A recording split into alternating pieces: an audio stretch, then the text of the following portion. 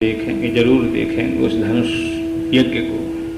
अच्छा, पहले से ऐसा कोई विचार ही नहीं था कि वहां जाएंगे और हमें बहू मिल जाएंगी। अच्छा, गुरुजी त्रिकालदर्शी से गुरुजी जानते थे कि मुझे इनको ले जाना चाहिए और वहां ये बात बन जाएगी।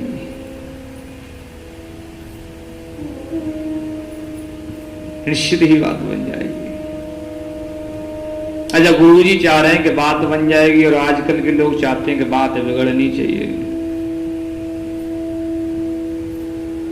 दो पड़ोसी थे, बहुत बढ़िया पड़ोसी थे। ये भोले बाबा की पूजा करता था और एक अपने घर में ही घी और दीपक की बत्ती बना करके वैसे ही पूजा कर लेता था और कह देते था, प्रभु आप समझो, आपको उचित लगे तो मुझे दास मना लेना और ना लगे तो रहने देना। वो बस ऐसी पूजा करता था। ज्यादा एक कहावत कहते हैं ना, पूजा तीन प्रकार की, छोटी बड़ी मझोल, जैसो मौको होए तैसी धर खोल। तीन प्रकार की पूजा है। कभी ज्यादा वक्त मिले तो बड़ी वाली करा दो और कम वक्त मिले तो बीच वाली करा दो और कम वक्त मिलो तो बिल्कुल छोटी वाली पूजा करा दो।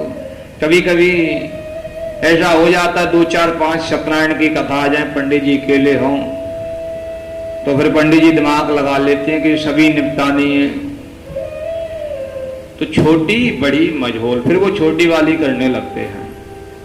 लीलावती कलावती सुनाते हुए और 5 सत्यनारायणी कथाओं को संपूर्ण कर देते हैं। बोलो राधे राधे। ऐसे ही यहां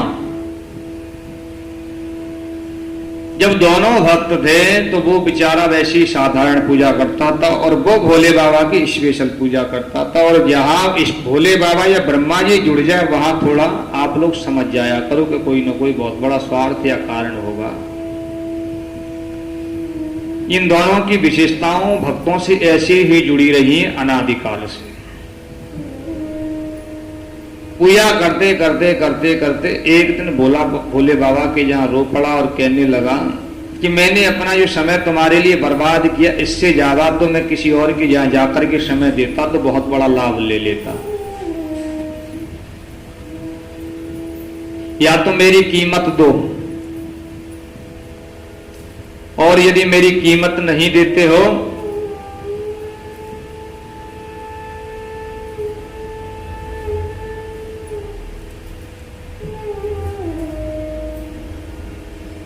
यदि मेरी कीमत नहीं देते हो तो बदनामी के लिए तैयार हो जाओ। अच्छा, बदनामी शब्द जहां जुड़ता है वहां पे थोड़ा सा ऊंचा ला जाता है, लोग टेंशन मानने लगते हैं, हे बदनामी नहीं, हे भगवान, इससे तो फिर मार्केट वैल्यू खराब हो जाएगी। ये बात जैसे ही भोले बाबा से कही, भोले बाबा प्रकट हो गए, भैया रुक तो सही, तुझे क्या दिक्कत है, क्यों बदनामी पर उतर आया? उसने कहा, सुनो मेरी बात,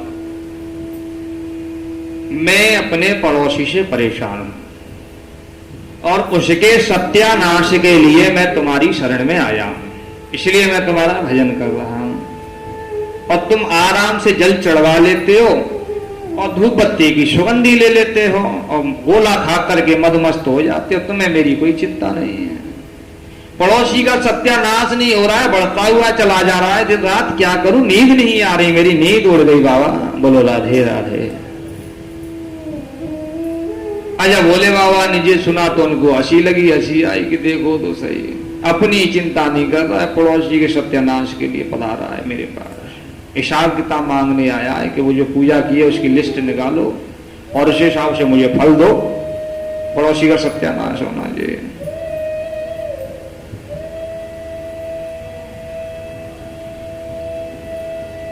इसने भोले बाबा ने कहा, देखो भाई, हम अब डरदानी हैं, तुम सत्यानाश की बात करते हो तो कभी कभी क्या होता है कि बहुत बड़ा किसी का नुकसान पहुंचाने के लिए थोड़ा बहुत घाटा हमको खाना पड़ता है।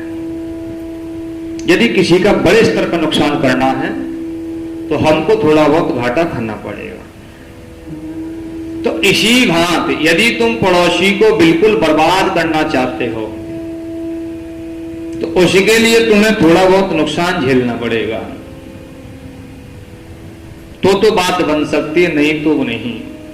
उन्होंने कहा भोले बाबा क्या बात करते हो आप, यदि उसके 100 रुपये बर्बाद होंगे, मेरे 2 रुपये होंगे तो तैयार हूं, अभी हाथ मिला लो, तैयार हूं, बिल्कुल आप आदेश करो। तो कहा कि मैं वरदान देता हूं कि तुमसे ठीक दुगना नुकसान होगा उसका, जाओ, मैंने वरदान दे दिया तुमको, पर तुमको नुकसान झेलना पड़ेगा साथ में। बोले बिल्कुल, मुझे ये तसल्ली होगी ना कि मेरे 2 रुपये खोए, इसके 4 खो गए, बस मैं इस बात को लेकर के संतुष्ट हूं।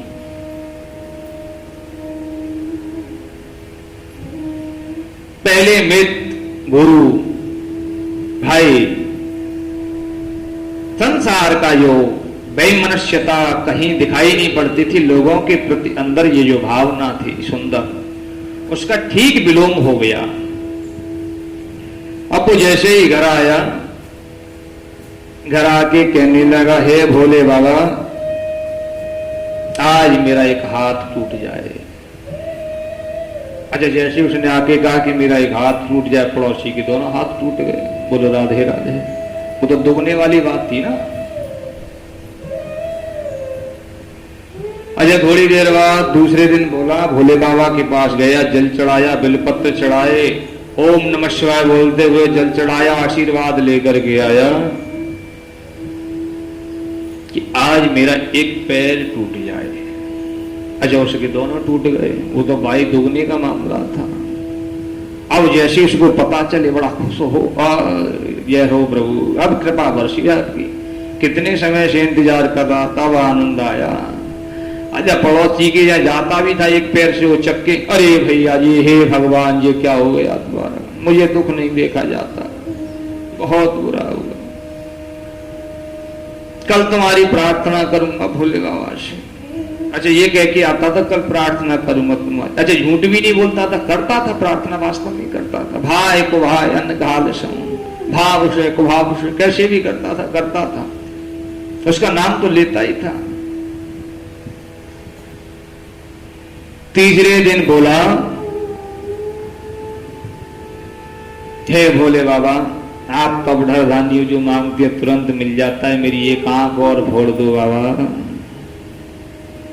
अच्छा, जैसे उसकी एक आंख फूटी तो पड़ोसी की गोविंदा है नमो नमः, बत्ती ही बंद हो गई, दोनों ही खत्म। अब तो और ज्यादा खुशी, प्रसन्नता का पार ही नहीं, इतना खुशी इसकी कोई है। दूसरे दिन गया, जाकर के पड़ोसी से कहा, भैया राधे राधे। अच्छा, वो कह रहे हैं, राधे राधे भैया, तुम ठीक हो? अच्छा, जैसे इसने देखा तो बड़ा खुश हुआ, मंदम मंदम मुस्कुराने लगा, कहने लगा, अब तो बात कुछ बनी, मामला सेंटर में है। कहा, भैया तुम चिंता मत करो, मेरी आराधना प्रार्थना बराबर चल रही है, ईश्वर ने चाहा तो तुम्हारी बहुत जल्दी सुनवाई होने वाली है। अगले दिन फिर भोले बाबा पर गया, जल चढ़ाया और जल चढ़ा करके बोला, हे बाबा, इसी कृपा दृष्टि से मुझे देखते रहो और मेरे ऊपर वाले दांत टूट जाए बाबा। अच्छा, उसके नीचे वाले भी साफ, तो वहां तो बराबर का मामला था ना, वो वेदांती हो गए। तीसरे दिन जाकर के बोला,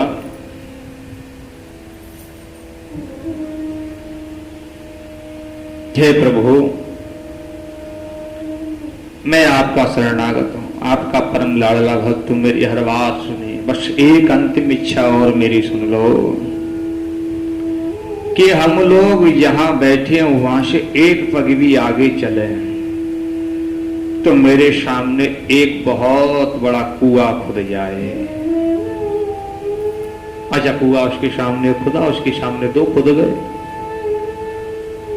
अब जैसे कुआं खुदा चलने लगी तो जो पड़ोसी जी महाराज थे वो धड़ाम से उसके अंदर चले गए। अंदर गए तो आकर के भोले बाबा से बोला कि तुमने मुझे बहुत वरदान दिए, मेरा लक्ष्य पूरा हो गया, अब चाहे तुम मेरी भलाई गर्दन ले लो। ऐसी वैकल्पिक भावना जो लोग बना करके बैठे हुए हैं। आजकल के जो गुरु भी है ना, वो भी त्याग की भावनाओं से शिक्षा को विद्यार्थियों को प्रदत्त नहीं करते हैं। परंतु ये बड़े मुनिराज बहुत त्यागी थे। चारों बालकों को लेकर के और आज धनुष यज्ञ में पधारे हैं। वहां पहुंच करके बड़ा सुंदर धनुष यज्ञ देखा। सभी लोग वहां पहुंचे हैं। बड़े बड़े भारतवर्ष पूरे ब्रह्मांड के नायक, एक से एक योद्धा उस यज्ञ में उपस्थित हुए हैं। यज्ञ में उपस्थित होकर के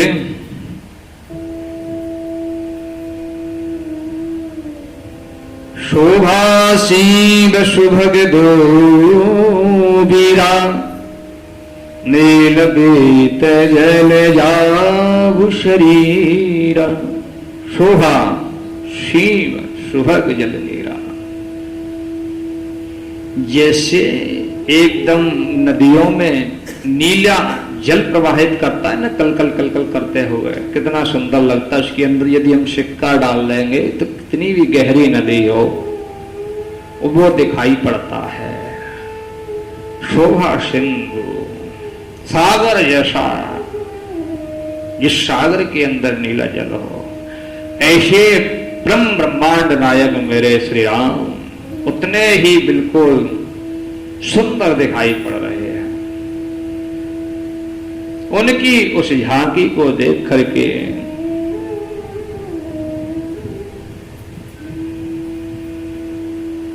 लोग बड़े प्रभावित हो रहे हैं। दिव्य दर्शन छटा देख देख करके मंद मंद प्रसन्न हो रहे हैं।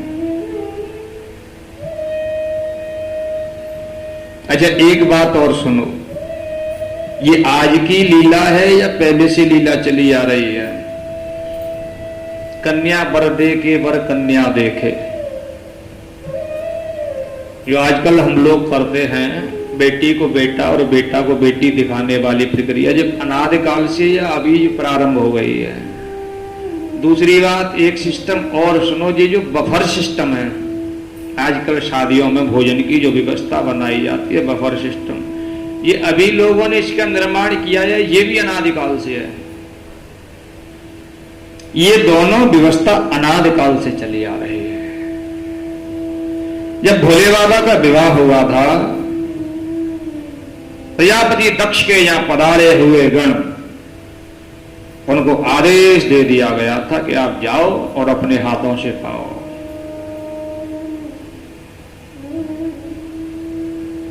ठीक इसी प्रकार मेरे मर्यादा पुरुषोत्तम श्री राम उस बगिया के अंदर मिले। माता जानकी जब पुष्प तोड़ने के लिए गई थी, देख कर राम जी को जनक नंदिनी, बाग में बसी खड़ी की खड़ी रह गई।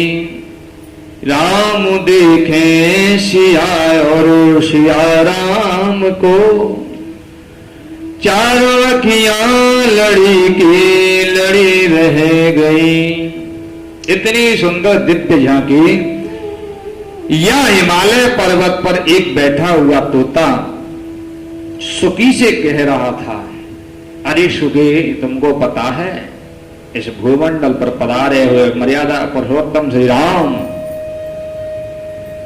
महाराज जनक के यहां आएंगे और माता सीता का स्वयंवर करके अपने अयोध्या पधारे। अच्छा, जैसे ही उस बगिया के अंदर फूल तोड़ने जब जानकी जी गई थी, उन्होंने उस दिव्य झांकी को देखा, सुकी और सुक को आपस में वार्तालाप करते हुए, तो वहां खड़ी रह गई, सुनती रही। उन्होंने अपनी मंत्रियों से आदेश दे दिया कि जाओ इन दोनों को पकड़ के लाओ। जैसे ही उनको पकड़ करके लाए तो सुकी ने कहा कि हे मां भगवती, ऐसी हम लोगों से क्या गलती हो गई इसलिए हम लोगों को पकड़वाया। बोले ना, गलती कुछ भी नहीं हुई तुमसे। मैं ये पूछना चाहती हूं कि आप लोग जो चर्चाएं कर रहे थे आपस में, वो चर्चा का क्या विषय था, उसे मैं पुनः सुनना चाहती हूं। तो कहा सुकी ने, कहे देवी, अयोध्या के राजा दशरथ के जो पुत्र हैं श्री राम, अपने गुरुवर के साथ महाराज जनक के यहां पधारेंगे धनुष यज्ञ में, और उस यज्ञ में आने के बाद बड़ा सुंदर धनुष भंजन होगा और आपका स्वयंवर करके वो पुनः अयोध्या पधारेंगे। तब माता जानकी ने कहा कि यदि ये घटना सत्य नहीं हुई, झूठी हो गई, तो मैं जब तक तुम लोगों को नहीं छोड़ूंगी जब तक ये घटना सत्य नहीं हो जाएगी। बोलो राधे राधे। सुखी और सुख को माता जानकी जी ने अपने राजमहल में बड़े सुंदर भाव से व्यवस्था उनकी की। सुख ने कहा कि देखो, हम जंगल के रहने वाले पक्षी हैं, हम लोग भवनों में महलों में नहीं रहते, न हम लोग रह पाएंगे। ये प्रकृति हमारे खिलाफ है, इस प्रकृति में हम जीवन नहीं जी सकते। इसलिए माता जानकी, मैं चाहता हूं कि हमारे ऊपर आप कृपा बरसाओ, आपकी कृपा से ही हम लोग पुनः जीवन सुख में जी सकेंगे।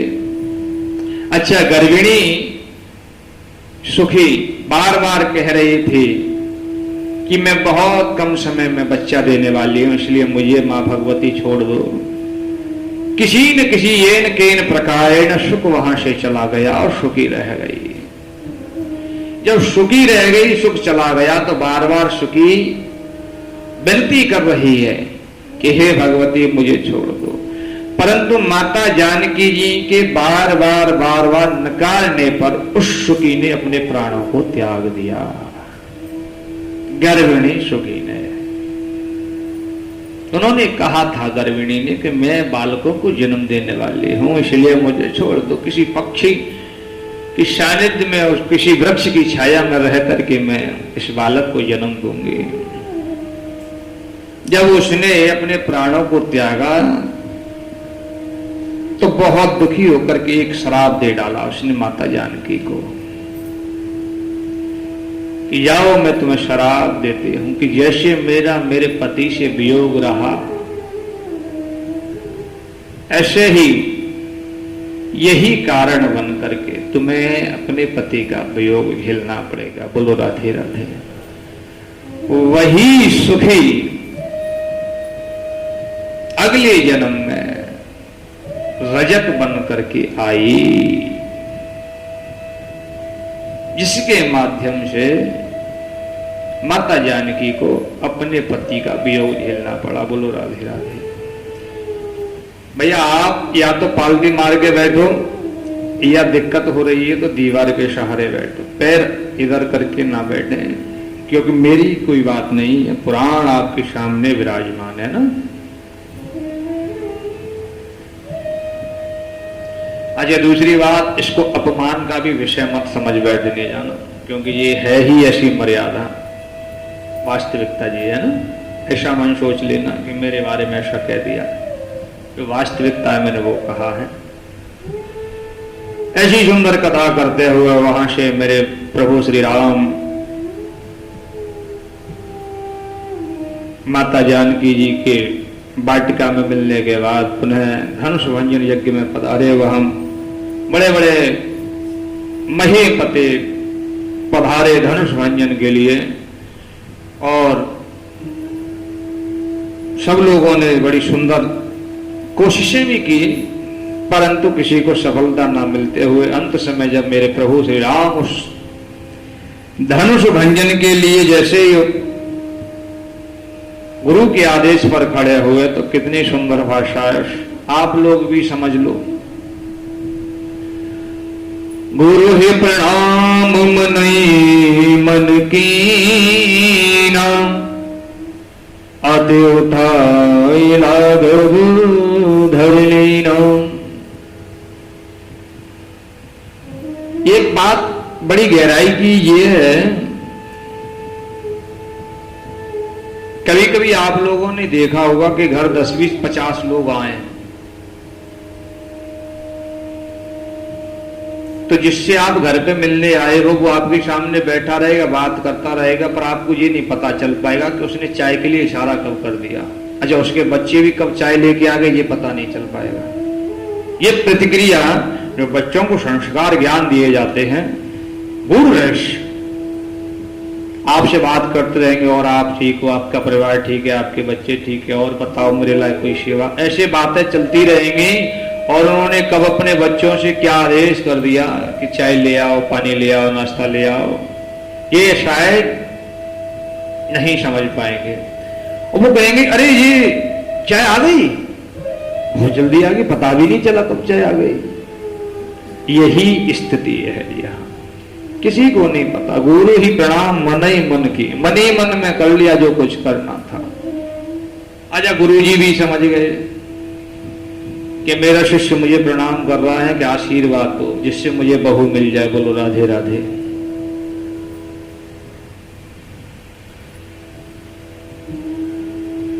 ये गूढ़ रहस्य, और ये बच्चों को ज्ञान देना भी चाहिए।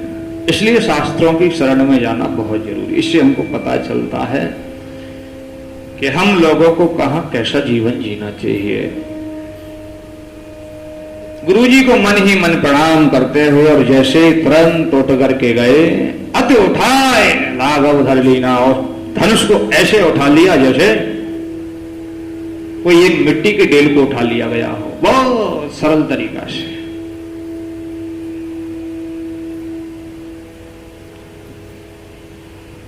एक यह धनुष में तुलसीदास जी ने एक शब्द का भिन्न भिन्न धनुभंजन तोड़ा, एक शब्द या भिन्न शब्द लगाया है।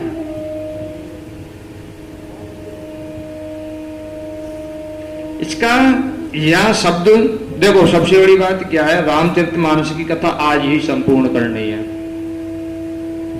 क्योंकि अब समय ही नहीं बचा। समय बहुत था पर फिर भी समय नहीं बचा, क्योंकि कथा भी बहुत कथा शेष है, असंपूर्ण करनी है। वही पढ़े हैं हम लोग स्टार्टिंग में ही,